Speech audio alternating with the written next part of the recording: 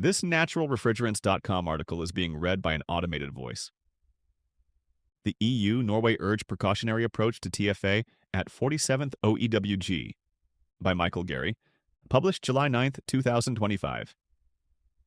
Delegates from the EU and Norway encourage the application of the precautionary principle in regard to regulating HFOs and their atmospheric degradation product, trifluoroacetic acid, TFA, in a discussion on Day 2 of the 47th Open-Ended Working Group, OEWG 47 of the parties to the Montreal Protocol, being held July 7th to 11th in Bangkok. The delegates were addressing statements about TFA in a new progress report by the Technology and Economic Assessment Panel, TEAP, a section of the United Nations Environment Program, UNEP. The TEAP report referenced the 2024 update to the 2022 assessment report of the Environmental Effects Assessment Panel, EEAP, which repeated the earlier report's conclusion that the risk to humans from chronic exposures to TFA in surface waters remains de minimis of little importance at current concentrations of TFA. However, Arno Cashel, policy officer, Klimaday, A2 Climate Finance, Mainstreaming, Montreal Protocol, European Union, pointed out that water authorities have observed rising concentrations of persistent substances like TFA and expressed concern. These substances are difficult to remove with conventional treatment methods and may pose long-term risks to water quality, he added. TFA, the main background product of many HFCs and HFOs, is a matter of concern. The most commonly used HFO, HFO 1234YF, upon release to the atmosphere, converts completely to TFA over a few weeks. The TFA is absorbed in rainfall and infiltrates surface and groundwater as well as soil on a global scale. As a PFAS, per- and polyfluoroalkyl substance, TFA does not break down in the environment. Recent studies have detected TFA in drinking water, other beverages and foodstuffs in rising concentrations, and therefore directly consumed by citizens, said Cashel. Furthermore, the European Chemicals Agency, ECHA, is considering a proposal from Germany to classify TFA as toxic to reproduction as well as persistent and mobile, he noted.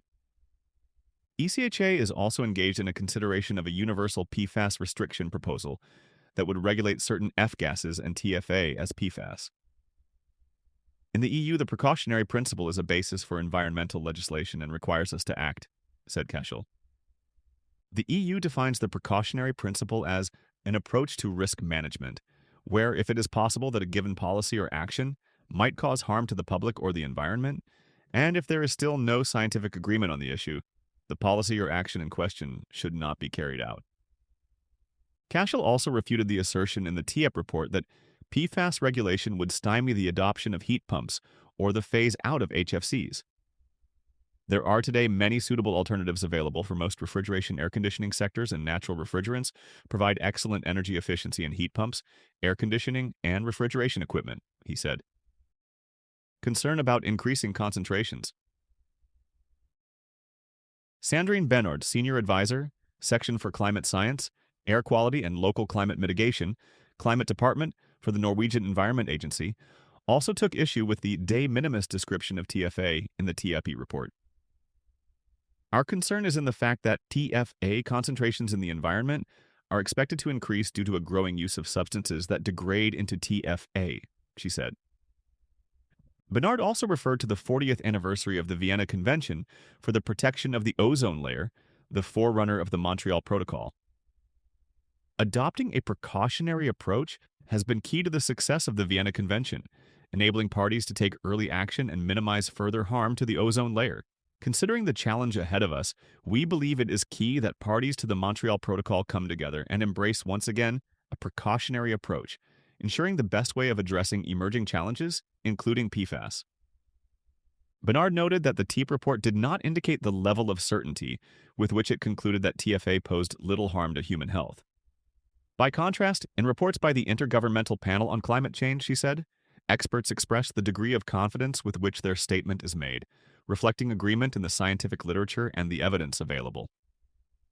She encouraged a comprehensive and balanced assessment of the state of knowledge in order to better inform our upcoming discussions.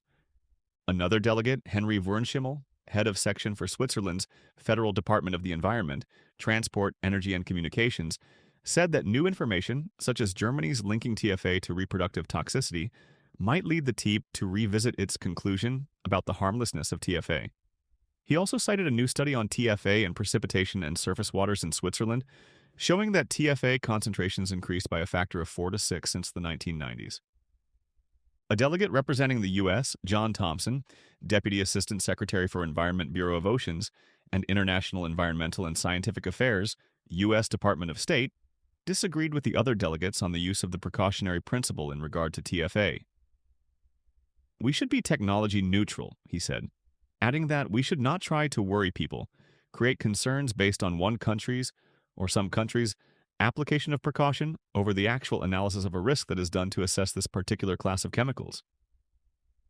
Thompson urged the delegates not to turn science work into a political discussion, though the U.S. is currently dismissing the science of climate change for what environmentalists would call political reasons. Other OEWG news. Earlier in the OEWG 47, Martin Alex Bjørnholst, a special advisor to Denmark's Ministry of Environment and Gender Equality, said the EU would like to discuss PFAS and natural refrigerants in a contact group during the conference.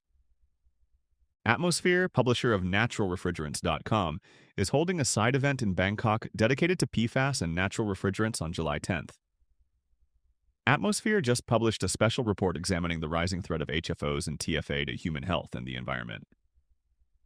The OEWG was established in the wake of the Montreal Protocol, with delegates from parties to the protocol signatory countries meeting at least once a year to discuss the latest research implementation issues and possible adjustments and amendments.